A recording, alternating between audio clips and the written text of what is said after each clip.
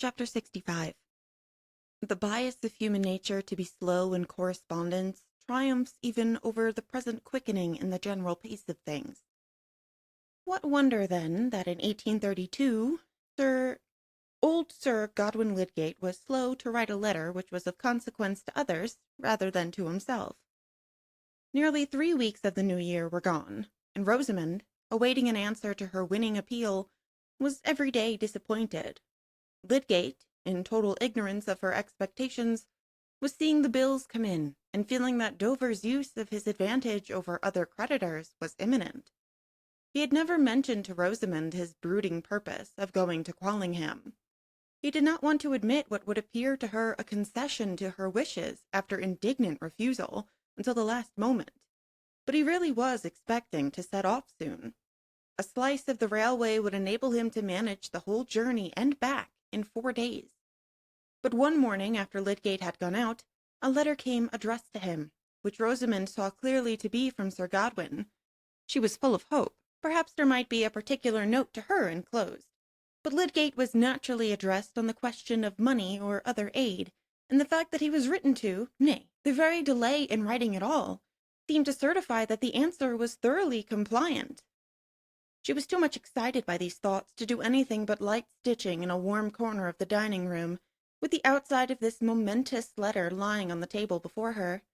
About 12 she heard her husband step in the passage, and, tripping to open the door, she said in her lightest tones, "Tertius, come in here. Here is a letter for you." "Ah?"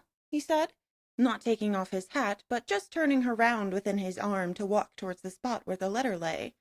"My Uncle Godwin!" he exclaimed, while Rosamond reseated herself and watched him as he opened the letter. She had expected him to be surprised. While Lydgate's eyes glanced rapidly over the brief letter, she saw his face, usually of a pale brown, taking on a dry whiteness.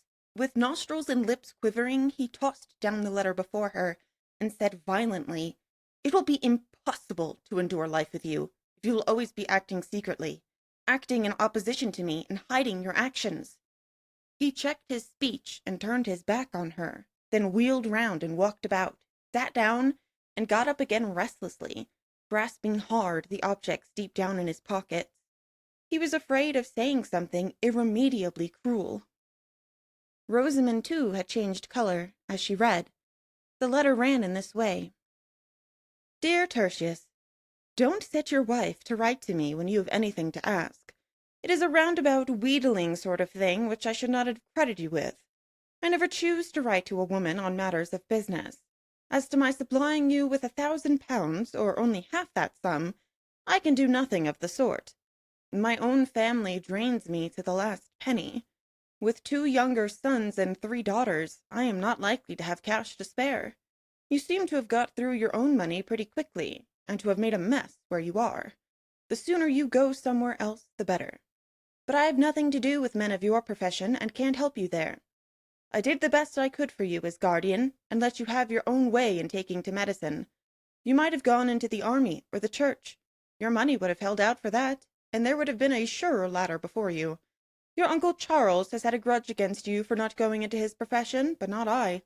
I've always wished you well, but you must consider yourself on your own legs entirely now. Your affectionate uncle, Godwin Lydgate." When Rosamond had finished reading the letter, she sat quite still, with her hands folded before her, restraining any show of her keen disappointment, and entrenching herself in quiet passivity under her husband's wrath. Lydgate paused in his movements, looked at her again, and said with biting severity, "Will this be enough to convince you of the harm you may do by secret meddling? Have you sense enough to recognize now your incompetence to judge and act for me? To interfere with your ignorance in affairs which it belongs to me to decide on?" The words were hard, but this was not the first time that Lydgate had been frustrated by her.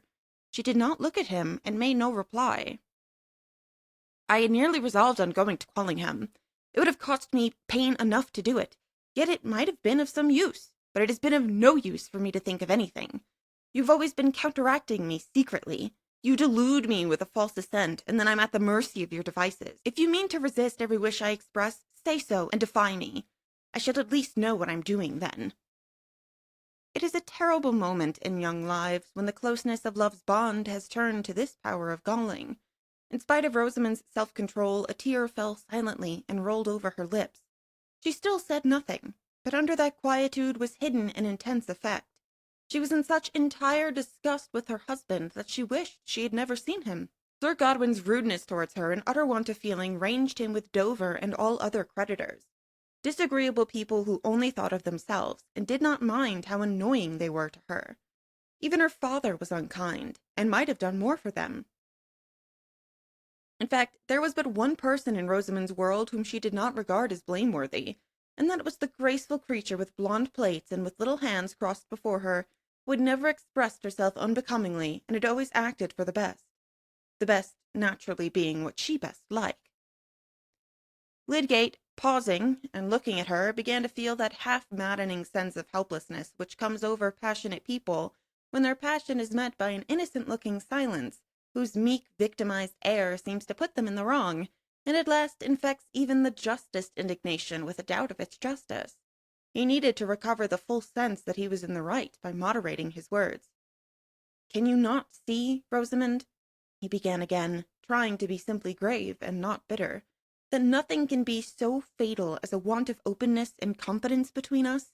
It has happened again and again that I have expressed a decided wish, and you've seemed to assent, yet after that you have secretly disobeyed my wish. In that way I can never know what I have to trust to. There would be some hope for us if you would admit this. Am I such an unreasonable, furious brute? Why should you not be open with me?" Still silence. "Will you only say that you've been mistaken, and that I may depend on your not acting secretly in future?" said Lydgate, urgently, but with something of request in his tone which Rosamond was quick to perceive. She spoke with coolness. "I cannot possibly make admissions or promises in answer to such words as you've used towards me. I have not been accustomed to language of that kind. You have spoken of my secret meddling, and my interfering ignorance, and my false assent. I have never expressed myself in that way to you, and I think that you ought to apologize. You spoke of its being impossible to live with me. Certainly you've not made my life pleasant to me of late. I think it was to be expected that I should try to avert some of the hardships which our marriage has brought on me." Another tear fell as Rosamond ceased speaking, and she pressed it away as quietly as the first. Lydgate flung himself into a chair, feeling checkmated. What place was there in her mind for a remonstrance to lodge in? He laid down his hat, flung an arm over the back of his chair, and looked down for some moments without speaking. Rosamond had the double purchase over him of insensibility to the point of justice in his reproach, and of sensibility to the undeniable hardships now present in her married life. Although her duplicity in the affair of the house had exceeded what he knew, and had really hindered the Plymdales from knowing of it, she had no consciousness that her action could rightly be called false. We're not obliged to identify our own acts according to a strict classification, any more than the materials of our grocery and clothes. Rosamond felt that she was aggrieved, and that this was what Lydgate had to recognize. As for him, the need of accommodating himself to her nature, which was inflexible in proportion to his negations, held him as with pincers. He had begun to have an alarmed foresight of her irrevocable loss of love for him, and the consequent dreariness of their life. The ready fullness of his emotions made this dread alternate quickly with the first violent movements of his anger. It would assuredly have been a vain boast in him to say that he was her master. "You have not made my life pleasant to me of late. The hardships which our marriage has brought on me." These words were stinging his imagination as a pain makes an exaggerated dream. If he were not only to sink from his highest resolve, but to sink into the hideous fettering of domestic hate. "Rosamond," he said, turning his eyes on her with a melancholy look, "you should allow for a man's words when he's disappointed and provoked. You and I cannot have opposite interests. I cannot part my happiness from yours. If I am angry with you, it is that you seem not to see how any concealment divides us. How could I wish to make anything hard to you either by my words or conduct? When I hurt you, I hurt part of my own life. I should never be angry with you if you would be quite open with me." "I've only wished to prevent you from hurrying us into wretchedness without any necessity," said Rosamond, the tears coming again from a softened feeling now that her husband had softened. "It is so very hard to be disgraced here among all the people we know, and to live in such a miserable way. I wish I had died with the baby." She spoke and wept with that gentleness which makes such words and tears omnipotent over a loving-hearted man. Lydgate drew his chair near to hers and pressed her delicate head against his cheek with his powerful, tender hand. He only caressed her. He did not say anything, for what was there to say? He could not promise to shield her from the dreaded wretchedness, for he could see no sure means of doing so. When he left her to go out again, he told himself that it was 10 times harder for her than for him. He had a life away from home, and constant appeals to his activity on behalf of others. He wished to excuse everything in her if he could, but it was inevitable that in that excusing mood he should think of her as if she were an animal of another and feebler species. Nevertheless, she had mastered him.